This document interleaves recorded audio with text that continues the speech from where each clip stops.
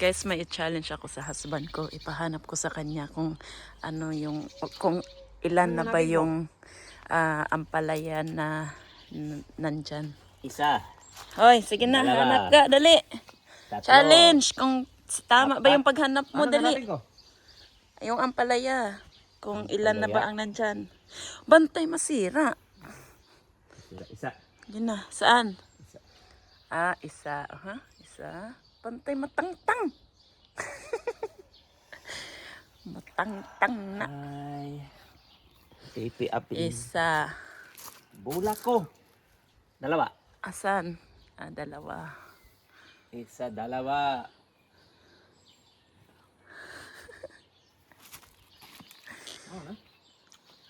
Marami pa.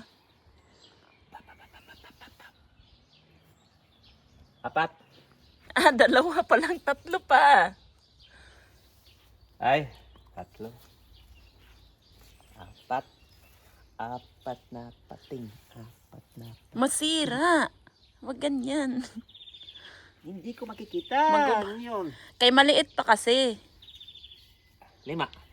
9 daw astusyon. Ay, German. German ka? Galing ka na dyan. Ayan o, maliit o. Tingnan mo.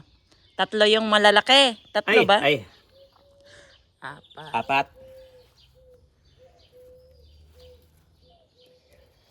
Ito, 5. Ito o. Sa? Yan, 5. Ay, 5. Ito, 6. Maliit. Siyempre, Maliit na good. mag-umpisa talaga sa maliit hanggat sa lumalaki. Hindi pwede makulot. 5. Tapos ito, 6. 6. Yan. 6. 8. 7 pa. Sunod. Ito, 7.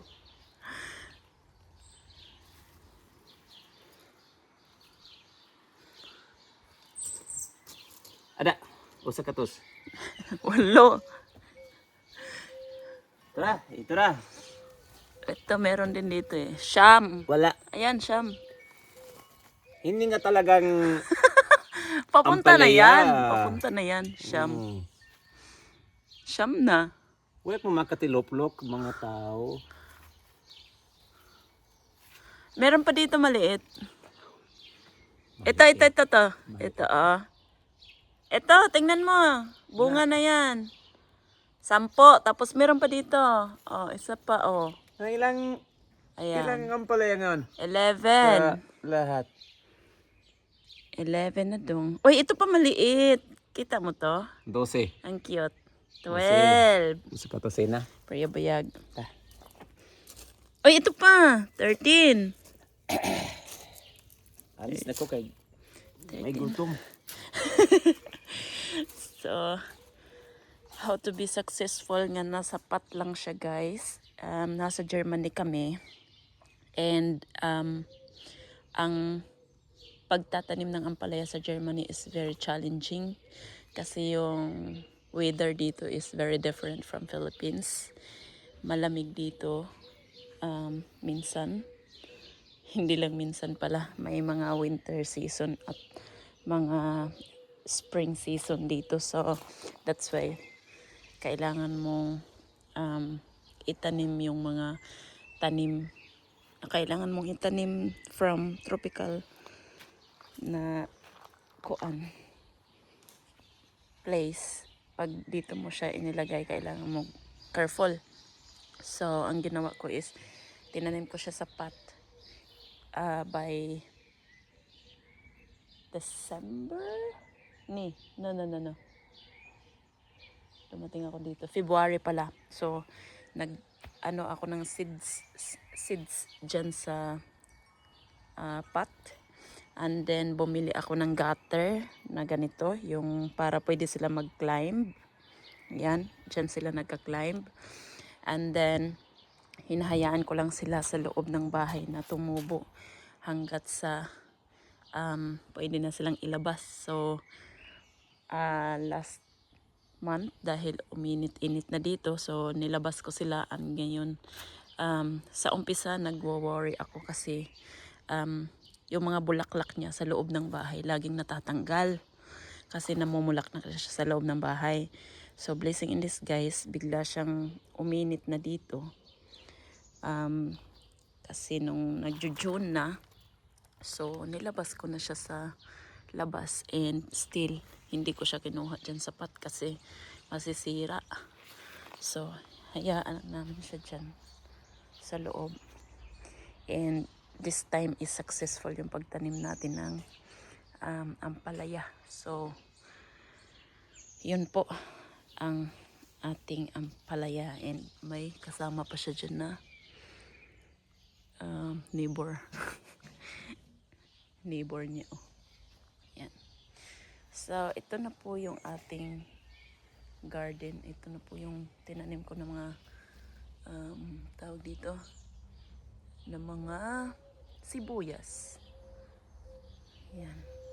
Ito. Ang problema kasi dito, kulang sa lugar kasi gusto ng husband ko din na may mga ganito.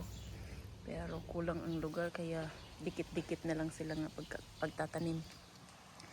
And ayan po yung ating garden today. Ito may tinanim ako dito na tawag dito luya. And ito tanim ko lang din to na citrus from the galing sa ano yan, galing sa buto. So magfa 5 years na siya, wala pa rin ano, lagi ko lang siya pinuputulan para lumaki yung kanyang puno sa baba. Ito para lumaki siya, para hindi siya tumaas. Yan. So ito na po yung ating garden for this moment. Yan.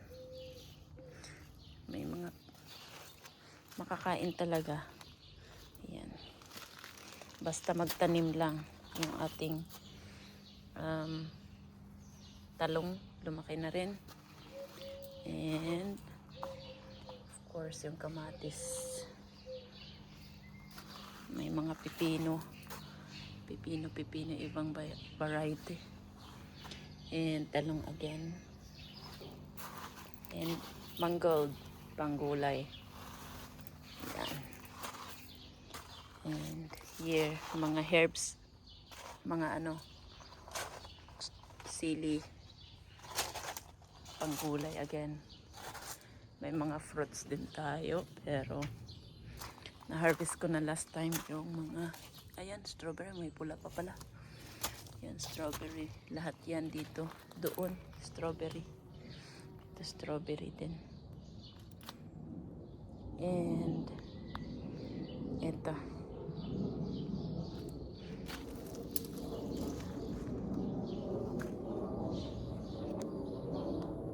So that's all for now, guys. And thank you so much for watching. And I hope you like my video. Please do like, comment,